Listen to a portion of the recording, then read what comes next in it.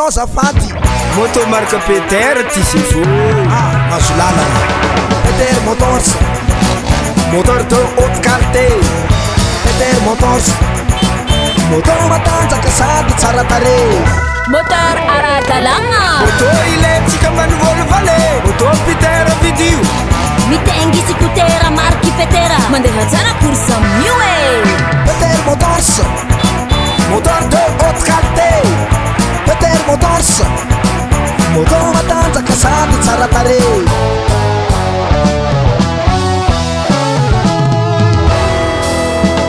ny moto marque Peter de 4 temps daholo la crosse na scooter tsy de manetroka be mety tsara amin'ny tontolo iainana saky zao koa pièce de rechange complet 100 jusqu'à 250 cc frein disque tonga de malaka be misy ny fourche renversé efa magneragna Madagasikara vidiny tsy lafo nefa tegna tsara afaka misisisiska anao laolo fray mahazo tsara tsy manitsakolo ataovy tsara laza amin'ny fianakaviana moto Peter foana no vidina Peter Motors moteur de haute qualité Peter Motors moteur matanjaka sady tsara tarehy Peter Motors